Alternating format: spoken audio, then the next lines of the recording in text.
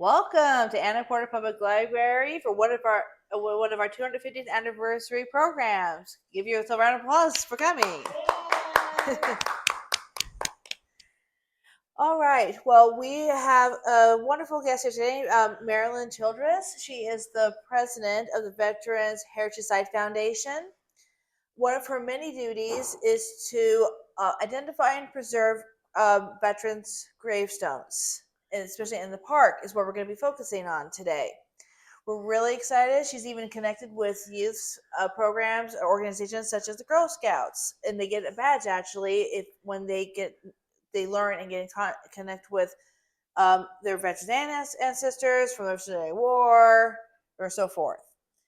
So without further ado, I'm not going to take up too much of our time. Marilyn, welcome to Anna Porter Public Library. Thank you very much. Well, thank you all for coming. I appreciate it very, very much. And so just a little bit about my background. I'm a Navy veteran. Went in the service. I went to UT and played volleyball there. I'm a pre-Title IX athlete, and therefore, after 2 years, I was having trouble going to school, playing volleyball, and working full time. So I joined the Navy to get the GI Bill, and so I was in the Navy for almost 4 years, and then got out, used the GI Bill, and I got my master's degree through the University of Tennessee. The other thing is when I am a native Tennessean. I was born in South Knoxville, but my family is from Sevier County. My mom's father was born in Gatlinburg in 1910. So he's a Maples. I don't know if y'all, I know the you that live here have seen Maples, Ogles, and Whaleys and Trenthams. Well, those are all my ancestors. So it's an honor to be here in Sevier County talking about something that I love. And as you can see, our mission is to preserve and maintain veterans' heritage sites and to properly honor the veterans and pass on the legacy to our future generation.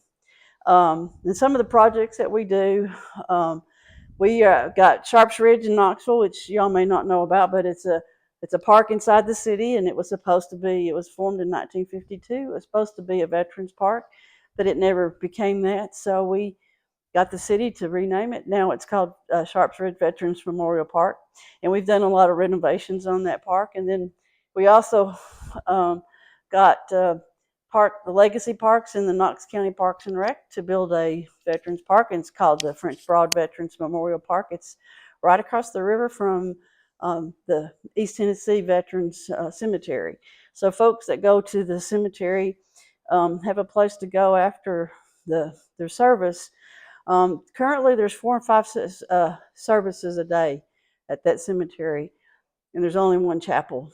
And so a lot of the families don't have a place to go afterwards. And so the park is reserved for families that have a funeral. So we're real proud of it. It's a really nice, beautiful park. We do a 5K on the ridge and offer a program for the junior ROTC kids. They run for the Ridge Cup, and we get sponsors to pay for their entry fees. And we just had it recently in Carnes High School, and Knoxville won it this year. And the other big program is we're honoring our Great Smoky Mountain veterans. We have a big program in June. I brought some flyers. This year we're having a big 250 celebration because of our 250 year. We're honoring the Revolutionary War veterans that are buried in the park, and I'll explain who those are in a little while in our program. And we go and clean the headstones and take care of cemeteries within the park. Also outside the park, we try to find these small cemeteries that have been ignored. They've got veterans in it. That's where we go and work. And we also have a cemetery committee that will go and find missing graves. We have found over 5,000 missing graves in the last 4 years of cemeteries. And one of the interesting things is our committee we were asked to come to Pigeon Forge to find where the mass burial graves of the fight for Weir's Fort, which is what Weir's Valley is named after. And we found them. They're buried under the parking lot near the library. So anyway, it's one of the things we do so we can make sure that folks know where people are buried and honor them, and we'll go from there. And then on the end of September, we honor our Gold Star mothers and families.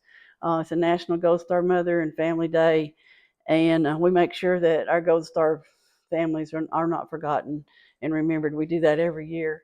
And then a big thing that we do is Wreaths Across America, which includes honor our Smoky Mountain veterans, Revolutionary War veterans, and then we go to small cemeteries. As I was just telling her, we um, last year we went to over 200 cemeteries, honoring placed over almost 3,500 wreaths on different veterans in 10 different counties. It's totally different than a lot of the Wreaths Across America programs where they go to a big, huge cemetery. Like in Knoxville, we have 3 big cemeteries: the Knoxville National, East Tennessee Cemetery, which is on John Sevier, and the one in Lions View. And so people go there. The one in the Knoxville National has 9,000 graves there, and within an hour, all of them are covered. Because they have so many volunteers that come and do it. It takes us about 2 or 3 weeks, and as you'll see as we go through the program, to get to all of these places, because we're talking, we have up here in the Smokies, there's a number of them where it's only one person and you have to hike about 6 miles round trip to get to it. So, so it's a little bit different than what we want to do, but we want to make sure that all our veterans are covered and remembered and honored, and not just those that are buried in one of the big cemeteries. So that's one of the big things we do. And our project, as she was mentioning, Revolutionary War Project, we work with the Girl Scouts, and they help us specifically. The troops that we're working with right now are in Blount County, and they go and place 120 wreaths. We had 70 girls last year, and they have to write a little report about the Revolutionary War veteran that they're placing the wreath on. And if they follow the number of steps that the council has set up, then they can get a badge at the end of that. So we started our project in 2020, and we have a database. Currently, we're up to 250 veterans. We know what service they were in and what they did and where their graves are by GPS specifically. We placed the wreaths in December, and currently we are placing flags right on this coming Saturday. We'll be going to Cades Cove and placing flags on the 37 veterans buried in that part of the Smokies. I've got some hikers going to Plymouth, the Greenbrier area, and placing some wreaths on the veterans that are buried in the Greenbrier area, and working on somebody to go and do the Elkmont Cemetery, where there's 21 veterans buried at that Elkmont Cemetery. And then in August, we'll be going to Trent Cemetery to clean their headstones at that. And then we just finished up cleaning Trentham Cemetery at the first part of the end of March, first part of April. We went and cleaned that cemetery. It's a real old cemetery. There's not that many people there, but there's 3 veterans buried there. And the Wreaths Across America, as I said, we started that helping raise money in 2019, and then we started our program with the Smoky Mountains. And then the next year, we started expanding outside the Smokies. And the National Wreaths Across America really liked our work for honoring our Smoky Mountains veterans, and that we received the National Award for Remember Award, so that those veterans aren't forgotten. And in the Smokies, this is how that we've got broken down into the different counties. As you can see, in Sevier County, there's 70. Swain County has just 2 more, but they're harder to get to, and I'll show you a little bit later. But as I said, those are the programs that we do for our cemeteries. And so here we have it broke down as to how many we have. So we have 2 Revolutionary War veterans. William Hamby is buried in Cades Cove. Henry Bohannon is buried over in the Plymouth Cemetery, which is in the Greenbrier, just right down here. And then we have 9 War of 1812 veterans. They're buried throughout the park. There's a War of 1812 buried with Henry Bohannon across the pathway from him, John Owenby. William Trentham, he is a War of 1812, and the Daughters of War of 1812 just last weekend, or on the 2nd of May, they went and placed a Patriot marker to honor him. There's real close to y'all been to the visitor center, so you know where that is. So you know where the turn to go into the horse stables, right? So right at the edge of the highway and the driveway, just right there is where this cemetery is. It's easy to see from the road. if you know what you're looking for. It's a very old cemetery. William Trenum died in 1843, and his wife died a few years later than that. And they happen to be my third great grandparents. And but there's a War of 1812 in Cades Cove, and we'll show that a little bit later. And as you can see, we got the Civil War obviously has the most. And an interesting fact is most of those buried on the Tennessee side are Union soldiers, and on the North Carolina side, almost all of those are Confederate soldiers. And then we do have some Spanish American veterans that are buried here, and we have some, like I said, World War One, and a number of World War II veterans. And one of the things that I say about our veterans that are buried in the park, they are special because not only did they go fight our country, but either them or their family gave us our park. And nobody else, no other veteran has had to go through that. And the reason I'm bringing it up is almost all of these World War II veterans, when they went to fight for our country, they knew they couldn't come home because their land was already taken. And a lot of them were still living on the land, and when they got drafted or whether they joined, they were still living in Cades Cove or around here, and but they knew when they came home they wouldn't be able to come home.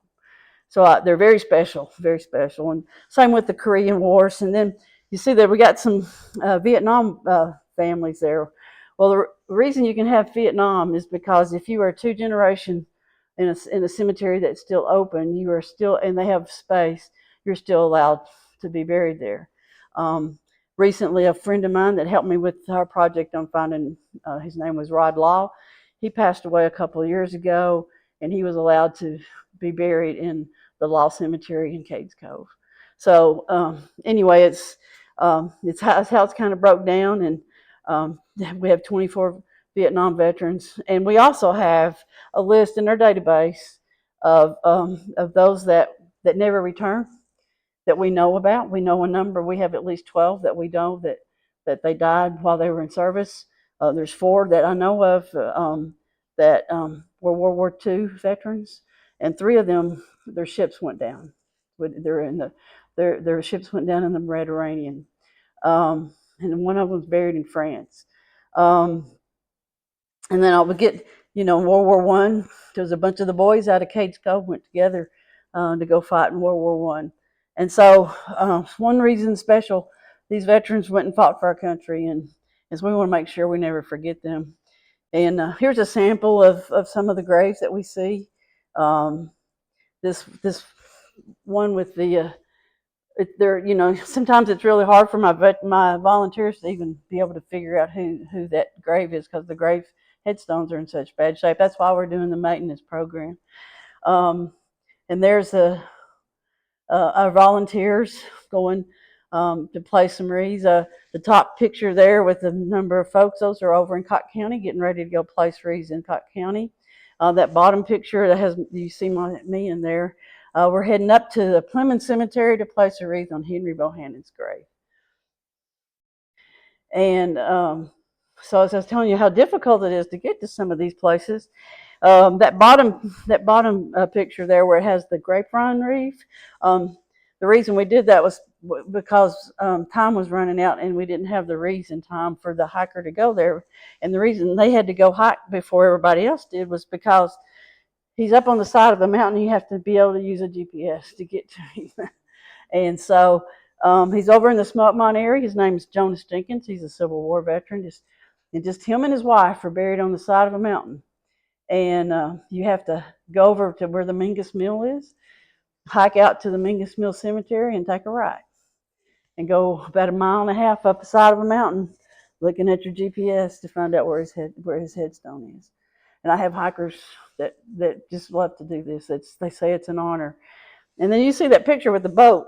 So the Swain County, over half of the ones in Swain County are on the north shore of Fontana Lake. Okay, and so to even get there, you could hike. There is a way to hike without going across the river, but we're in December, so you only have short amount of daylight, right? And so the quickest way is to go across the lake and then start hiking. So we have a group of about 15 to 16 people that go over there, and they break up in half. Half will go to Bone Valley, which is a 17.5 mile round trip hike. Um, you have to ford Hazel Creek 5 times going and 5 times coming back, and you've got these wreaths on the back of on the way up. You've got a wreath. There's a picture of them. I'll show you in a minute. In fact, I'll show you this here. This guy right here, he's climbing up. After you get out of the boat, you got to climb up because the lake level's so far down. It's almost a quarter of a mile sometimes, or between a tenth and a quarter of a mile to get even up to the trailhead before you even start. And he's got his wreath on the back. But you can see all the different types of headstones that we have to go to. And here's this group having to ford the creek to go up to Hazel Creek. And in the Bone Valley Cemetery, there's 2 cemeteries up there. One has 6 in it, and there's another one. You hike another mile, and place another one. And just last year, we found one more that's another mile from there, but he's too far to do it in a day. And so I'm trying to work out a way to get a helicopter to go drop his wreath. So I'm in the process of getting that taken care of. But you can see how the hikers have their wreaths on their backs, and as you can see there, I'm placing a wreath in the Trenton Cemetery for Caleb Andrew Bradley. He's a Civil War veteran in the Trenton Cemetery. And again, so Johnny Ramsey, we found him last year. I was talking at a veterans event, and a guy raised his hand and said, "Hey, my great grandfather, I got a picture of him in his Union uniform." And I said, "Well, what's his name?" And he told me, and I saw his name was Johnny Ramsey. And I said, "Well, the name didn't sound real familiar, but of course I can't remember all 250 names." So I opened up my database, and sure enough, he wasn't in there.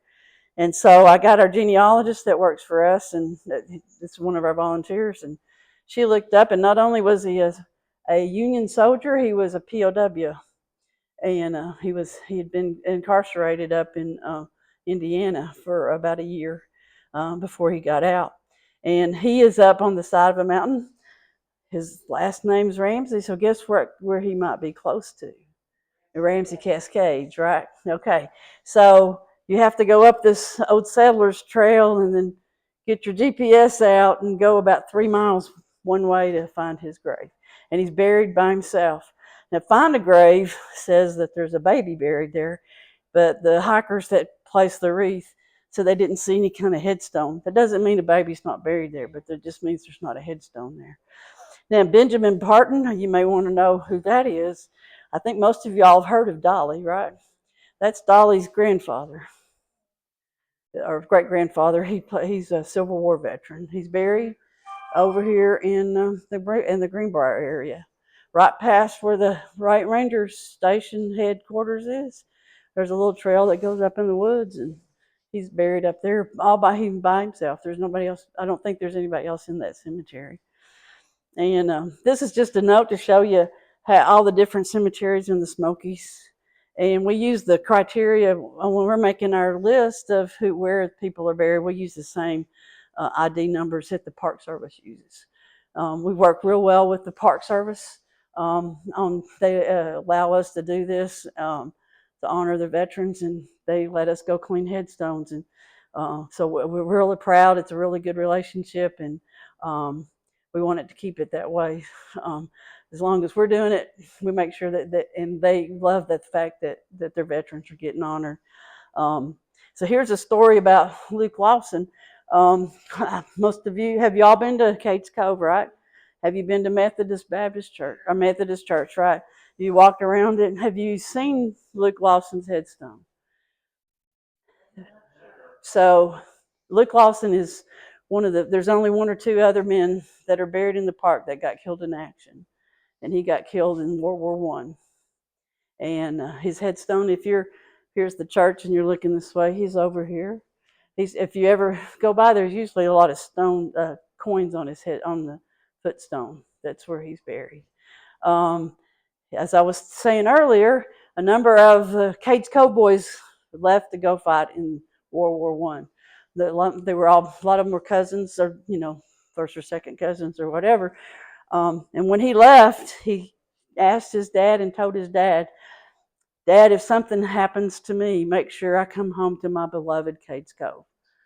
And he was in a trench. He had a machine gun shooting it.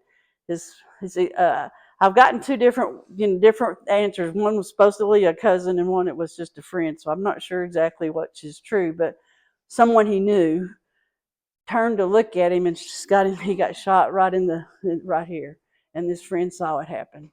Um, it took 2 years for his dad to bring him home. He was buried in France, and back then the family had to pay to bring him home. And him being a farmer in Cades Cove, I'm sure it took him a while to build up enough money to bring him home. And so, like I said, it was 2 years. Well, when they got to Townsend, he made them open the casket because he wanted to make sure it was his son. And then they had mule-drawn wagons to bring him over the mountain. He was buried in 1921 in Cades Cove. And 2 years ago, we did a full-fledged honoring program with the other veterans that go and help us place flags. But we figured that he probably didn't have a gun salute or a honor guard when he got buried. So we made sure he got honored that when we did that. So here's again, back over to Fontana Lake. You can see we're having to do all this walking, and the hikers having some difficulty trying to find and going up the places. And we start our program out, Wreaths Across America, with this opening program. And we have a service person place a ceremonial wreath for every service. And so when it was over, the Park Service allowed us to put our wreaths in the visitor center. And they stayed there for 2 weeks with a little note as to what they were for. And that was the first year that we did it. And they've allowed us to do that ever since then. And this was last year, and we had 4 years ago, 2 years ago, we moved to no, actually, the opening ceremony we just moved this past year because they were working on the road and we couldn't get into where we normally hold the ceremony at the park headquarters. So we moved it over to the Heritage Center in Townsend, and that's what this was, the opening ceremony. And each of those people are a veteran. The first one, one on that side, that's an Air Force veteran, and then we have a Navy veteran, and then it's a Gold Star mother, and then a Park Service representative to place our ceremonial wreaths. So we have our Revolutionary War veterans, as I was talking to you about, Henry Bohannon and William Hamby. William Hamby, he was a soldier in the North Carolina militia. He served 3 months there, and then in some further research by my genealogist, he served another 3 months. And he moved to Cades Cove in 1932, and he died there in 1840. And Henry Bohannon, he was a private in the 1st Regiment of the Continental Line of a large dragoon. He was 3-year service. He moved to Sevier County in 1801. However, there are records that show he was here in the 1780s. He is a member of the First Family of Tennessee. And so I'm a First Family of Tennessee. So, but his first move was out here, and he helped settle the Greenbrier area, which was one of the largest communities in that time frame. And he and his wife helped settle White Oak Flats, which everybody knows was Gatlinburg. And his wife, Amelia, is considered a charter member of the White Oak Flat Baptist Church. He also helped settle a couple of other areas. He moved out of Greenbrier later on, but it's not. We don't have it in here. But I think he ended up in Pigeon Forge, but he's buried in the park. Here at War of 1812, as you can see, we John Walliver, he's buried in Cades Cove of the Olivers. Hugh Gormley is he's buried in the cemetery by himself off of 129 near on the Dragon. And so there's not another veteran buried where he's buried. And James Greer and John Calhoun, they're buried. There's three of these people. Peter Cable, they're buried over in Cades Cove. John Owenby is buried in Clemens, and as I was telling you earlier about my third great grandfather W.T. is buried in the Trenton Cemetery, and we do have two women that we know of that are buried now. I'll talk about Ella for a second. We'll go ahead and talk about Susie. She is a Vietnam era veteran, but her ashes have been in Cades Cove, and that's the only female that we officially know about. But I know of a third one, and the story is so. 2 years ago, our group. We have to do a fundraiser for Wreaths Across America because the wreaths aren't free, and we come up to Gatlinburg at the Food City and have this two ladies stop and said, "Oh, we've heard about Wreaths Across America," and I said, "Well, where are y'all from?" They were from Illinois, but they were here to have a memorial service for their aunt who had just passed away in April, and this was October. She was 102. She was a World War II Navy veteran, and she wanted to have her ashes spread in the Smokies. And so I haven't been able to vet it to make sure she's part of our official database. But so there's actually three women that we know of, and her name is Ella, not Ella. Right now, her name escapes me, but no. It, right now, all of a sudden, I can't remember her name. But her ashes were spread on the trail in Cosby, and we have a location, we have a picture exactly where she's done, and I've got women veterans that go and place the wreath for her. Now, Ella Costner is a World War II veteran. She was also a POW. She was a nurse, and she came back.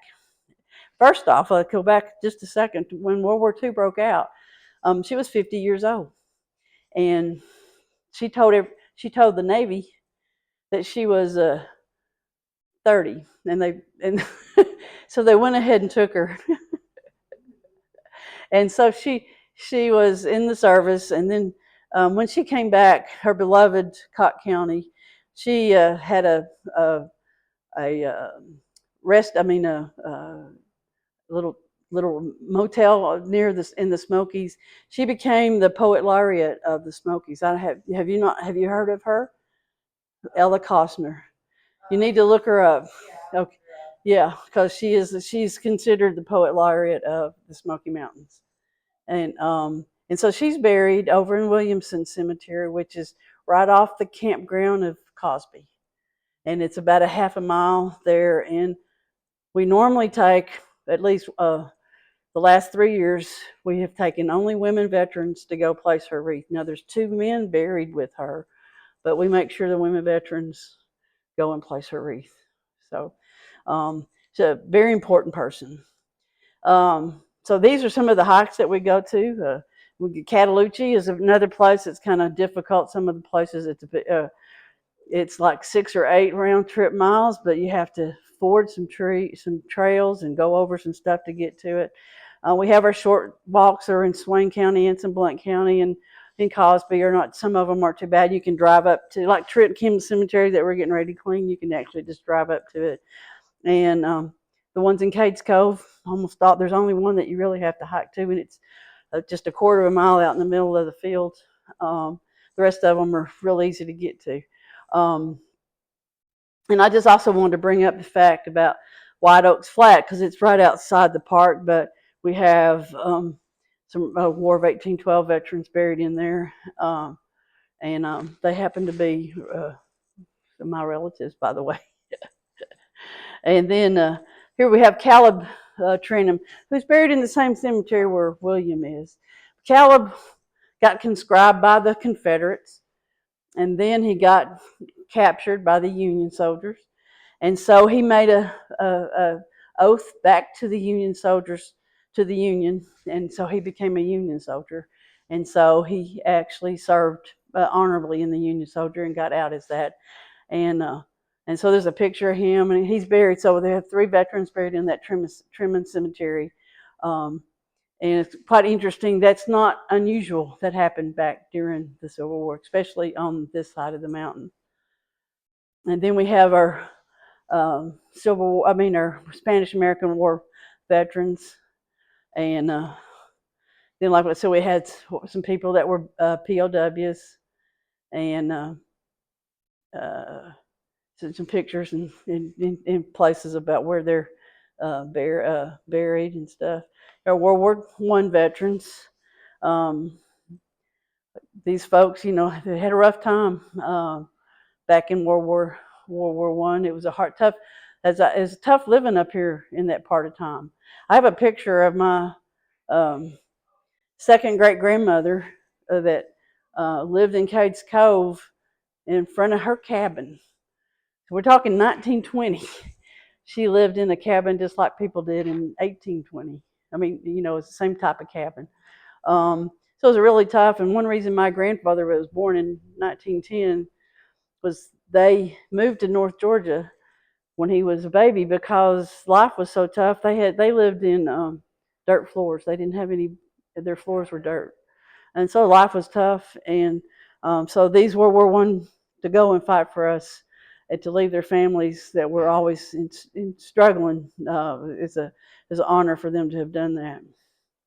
And we have Winford Owenby. He's buried at the Altamont Cemetery, or Levi Owenby Cemetery, some folks call it. He got 2 Purple Hearts, and so we just have to remember what they did for us. And so we started also going outside the park, Miller's Cove Cemetery, which is off of, near the Wallen area, close to where Blackberry Farms is.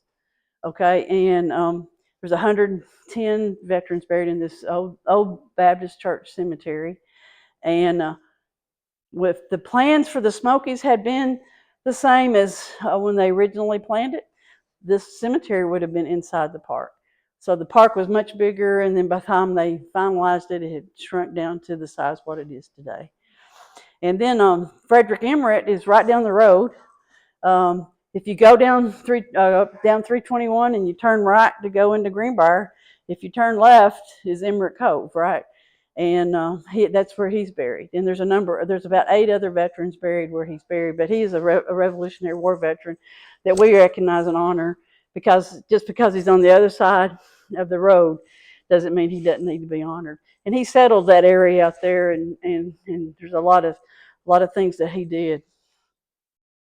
So also in Knoxville, we have gone to the work with Ramsey House, which is the oldest stone house in the state of Tennessee. But they also are in charge of this cemetery called Lebanon at the Forks. It's the oldest cemetery in Knox County with a name marker. The lady she was buried there in 1793. Her name was Elizabeth Carrick. I know you all aren't from Knox, Tennessee, but the University of Tennessee was called Blount College to begin with. And President Carrick, was the one that started it. He was a minister. His wife was Elizabeth Carrick. There was an uprising of Indians in 1793, and all the men had left. It was in the Forks of the River in Knoxville, and a lot of them had left to go help fight the Indians.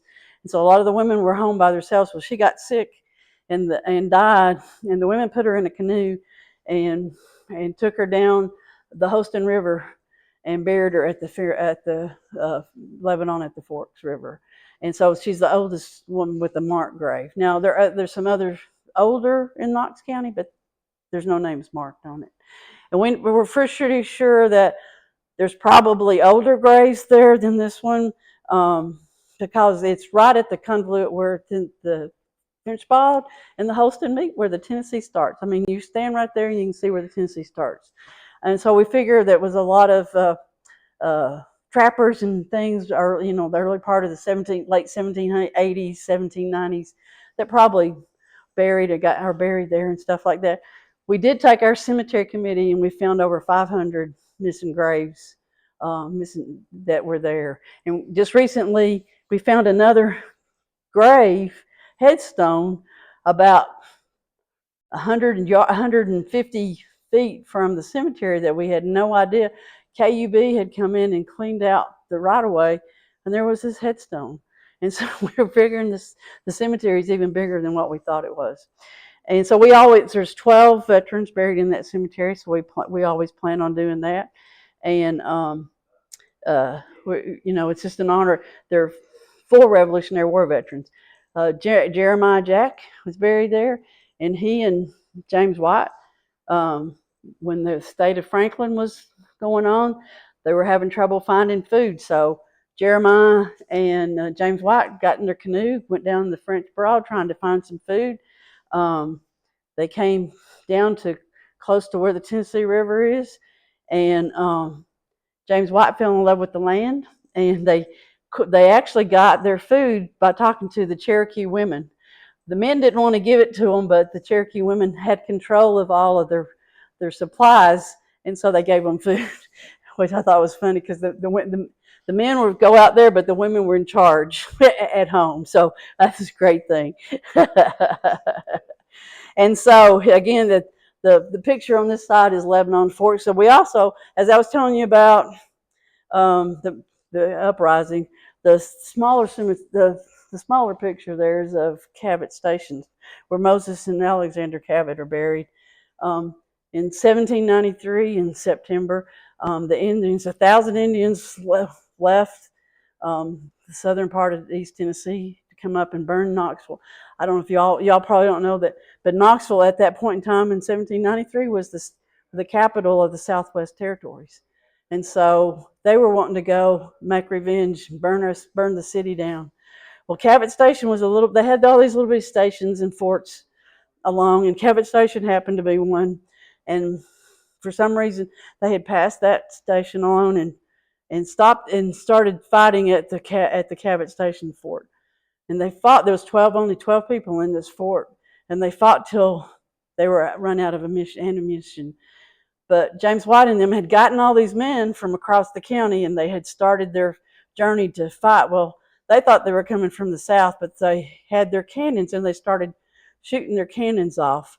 Well, the Indians heard the cannons and thought James White was on his way. And so the men and women that were in Cabot Station had run out of ammunition.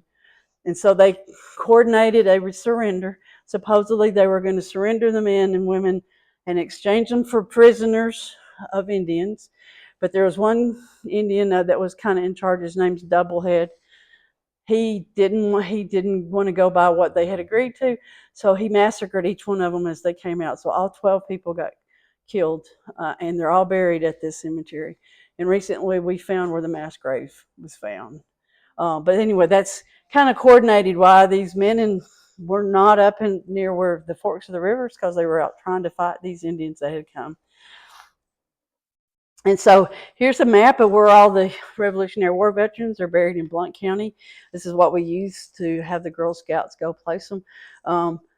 There's 130 something, but we can only get to 120. Some of them are on property that we're not allowed to get onto.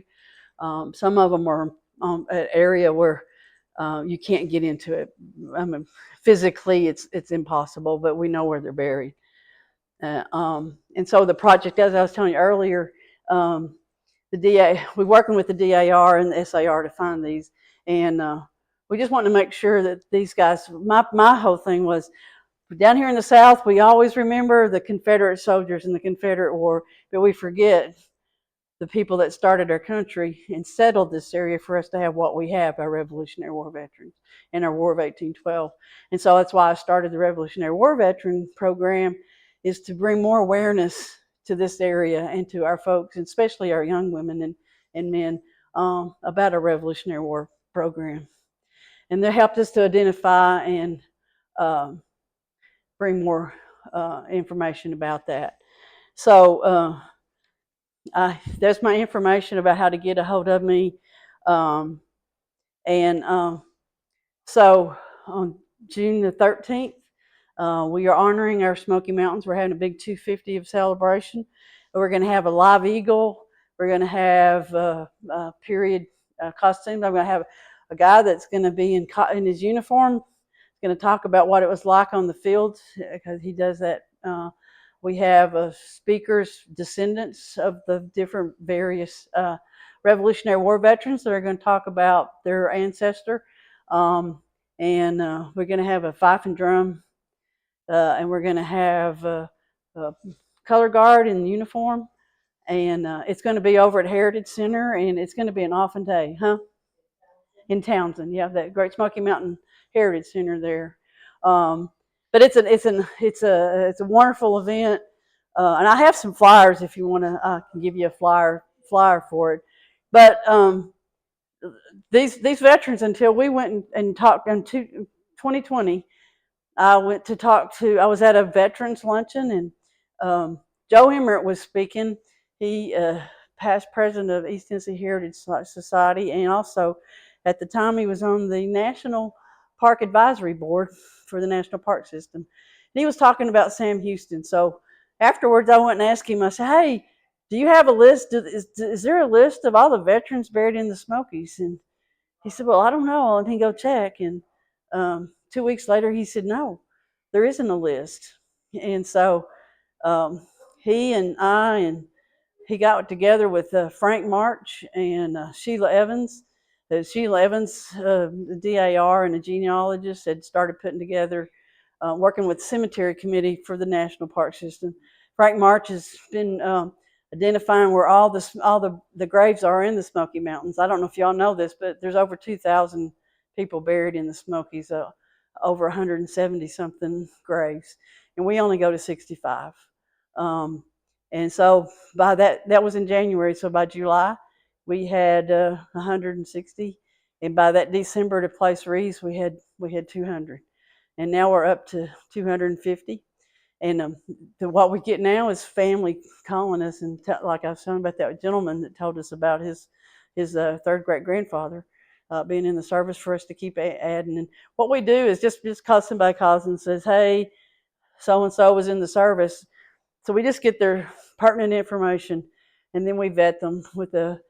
You can go online. It's called FOD3 to get their the military records, and we've had to turn some down because there is no military record for them, and there's two right now we're waiting. And part of it is especially if they're in World War II, um, so the limitations because of identity theft. You have to wait 50 years to get the information after they die. And so on FOD3. And so some of the information is not available to us. So they're on hold. There's two. We still place a wreath there, but they're on hold to be part of our official database. There's a guy. His name is Don Cassada. He's with the Friends of Bryson City Cemetery, and he's the one that keeps our database. And if we turn down somebody, we even have a database that says why we turned them down, so we can, if we have to go back and check it out. So does anybody have any questions? So I think you want to. Yeah. Do you want to ask the mic here? Go ahead. Oh. No, I'll just hold it. You're good. How do you clean the graves? So it's so here's the thing. The National Park System, we a number of us went and took a course with the National Park System head cemetery cleaner person, like lack of a better word. He's in charge of all the national cemeteries, so they're cleaning those cemeteries all the time. And I don't know if y'all know this, but there's not that many national parks that have people buried in them. Not there's probably 3 or 4 of all that has it. So yeah, so because most of the parks, nobody lived on them. And so Shenandoah, the Harper's Ferry, Smoky Mountains. There might be a few others, So that's why there's not officially they use the guy from the cemeteries to come teach the course. They're archaeologists. We work with this park archaeologist, and he taught us how to do that. Well, the only approved product that the park will allow you to use it's a chemical called D2, and it's biologically safe. It also is very safe for stones, marble, granite. It will not hurt it. You can't use anything on stones, headstones that have bleach in it. And I know a lot of folks a long time ago thought they were doing something great, even including my dad, that went and cleaned his grandfather's headstones with bleach, and now you can tell that that's what happened. So you take this. The nice thing about D2 is it it will go and it kills the bacteria, it kills the lichen, it kills the stuff that's in there, and it goes down into the stone, and it will work up from 3 to 6 months depending on how dirty it is. But what we do to make it go faster is that we wet the stone down, we spray it very lightly with some D2. We take a very soft brush, a plastic spatula. You can only use something that's very, very soft, um, so you don't damage the headstone. And then if it's got a lot of lichen in the Smokies, a lot of them have lichen on it or moss or whatever. So you take that and get all that off of it, and you take the brush and you take off of it. If it's really, really, really dirty, the park allows us to use a product called Orvis horse soap, and you just use a little bit of it, very, very little, and you put that on there to get some of the really bad stain or really deep down dirt, and then you rinse it off really, really good, making sure all that you've cleaned and got loose, you clean all that off. Then you take D2 and just spray it again and walk away. And I could have shown you some pictures of that, but I didn't put it on my side. But anyway, it immediately the way and sometimes you can just go spray it, right? If you, especially on these especially like in Plymouth, we went and cleaned it a year and a half ago. There's so many slate headstones that you don't want to touch. So we just spray it with a lot of D2 and walk away. And now when you go back up there, now you can start reading their names that you couldn't read before. I mean, it's not great, but it's still that way. And that's the nice thing about using D2 is that you can just spray it and walk away. But we like to see, and my volunteers get upset if they don't see any improvement right away. So that's one reason we do what we do. Plus the fact of trying to get that lichen and that dirt off of it. It just makes the D2 work better. There's now another product out that works similar. It's called Endurance. It's sold by Atlas Preservation. Um, it's not officially approved by the park, but I have seen it work in other areas. We've used it in other areas that are not in the park, but because the park only has approved D2, when we're cleaning the headstones here, we only use D2. What about the gravestones that have fallen down into the ground? So the ones up here, we have to get with the Park Service to be able to repair it. We've now in the process have learned some of our people know how to fix them. Okay. Um, and so that's one of the things that if it's broken, then we'll take it and try to fix it. There's a certain process and certain cement that you should use depending on whether it's granite or marble, and you take some things to hold it in place until it all takes care, until it cures. Yeah. The database that you list where you're developing all the names Uh and huh. everything like that and where they're located, is that available online to the Yes, it public? is. So it's Friends of the Friends of BC Cemetery, Bryson City Cemetery. Um, when afterwards, if you've got access on your laptop, if not, I can do it on my phone. Okay. Oh Uh, yeah, yeah, of course. Yeah. After we're done, I can come up and I can open a yeah, page yeah. So online I and can show show me you some. where it is. Yeah. It's a PDF file, Okay. and it's easy to get to, and you can download it. It's easy. You can have download the PDF if you want to keep it. Okay. So yeah, Excellent. yeah. You got any other questions?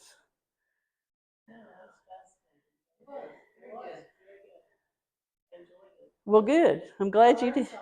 You learned well. My husband and his friend, Warmly, they went across the continent and hiked to one of those cemeteries. I bet they did. I'm going to have to ask him which one. Well, one's called Hall Cemetery, and now the name escapes me what the other one's called. The Hall Cemetery is the one that has just the one guy in it, and then I think it's Wilkes is the one that we can't get to yet. And I have a guy that has promised me this year he's going to hike to it no matter what. So we'll see. We'll see. I think what he's planning on doing, he's a former ROTC instructor at UT. I think he's going to have some guys just run it, is what I think. Run it instead of hiking it. So we'll see how that works. So, yeah. When you preserve these headstones, some names you're going to be familiar with, and then some might not. And of course, you're going to be curious and want to know about their stories. Yeah. What has been one of your fascinating or favorite stories you have discovered? Well, the Johnny Ramsey is really because we had no clue about him up there, and then finding out that not only had he fought for us on the Union side, he got captured and survived a POW camp, and then came back here. And then I'm always intrigued with the Luke Lawson story, because as I said, I grew up here. So we used to, when I was this big, we were camping in Cades Cove, and we were always, and taking our bicycles. We used to go all over there, and never had a thought about any of that. And now the fact that we can, what these guys did, and the other thing is, like, when these guys came over here, that we had, some of you may or may not know, we had a number of Revolutionary War frontiermen that were frontiermen before Revolutionary War that lived on this side of the mountain. But there was also, like, a bunch of these guys, Frederick Emmerich, all these, that got land grants from their service and came to East Tennessee, up and down, and settled this area. So it's to what we have today. And that's another interesting thing that for me as a non-history person, now I've become a history buff a little bit, to find out what all they did to settle this area and what they had to go through to settle this area. I mean, there was still, we didn't have the Indians as bad as some folks did, but we still had Indians. I mean, 1793 was after the Revolutionary War.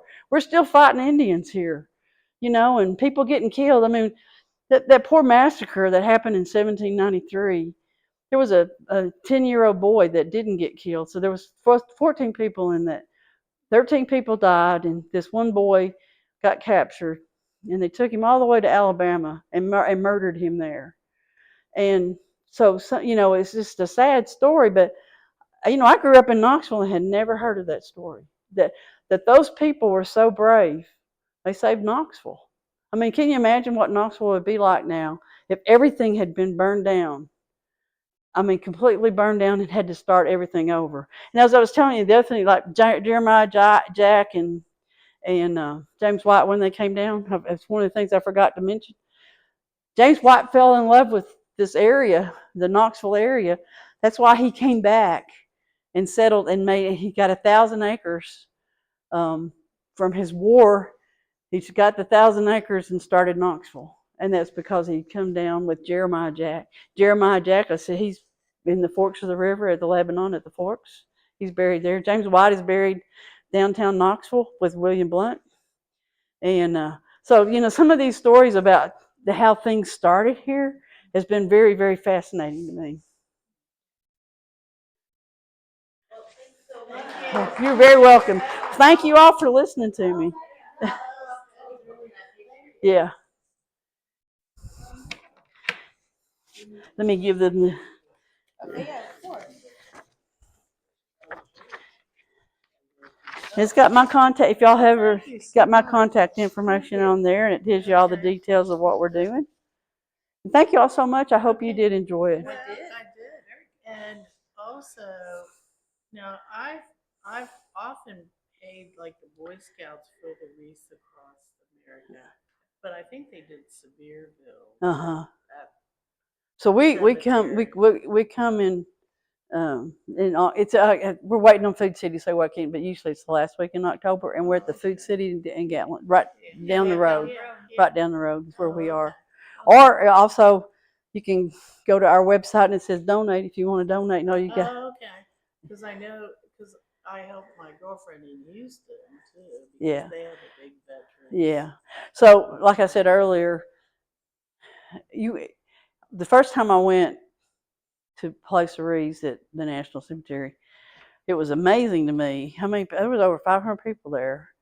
But the problem I thought, and the reason I did this for the Girl Scouts was people were picking up, 4 or 5 wreaths at a time and just placing. I mean, you still say their name. You're supposed to say your name, and they did. But because they were doing it so fast, and it just wasn't sinking in their head who that person was, right? And that's why I came up with the program with the for the kids to have to really think about who they were placing, and also, there's 5 or 6 of us will go. Like last year, there was 3 of us that went and placed on one day. We went and placed 30 different wreaths at 20 different cemeteries. But we got to think about that person, that individual, because there wasn't we weren't trying to do any kind of fast thing. We were just wanting to honor that guy, and so that's been an honor and a pleasure to do that. So, well, thank you all so much. Yeah. Awesome. I've got the Google up. It's not showing on.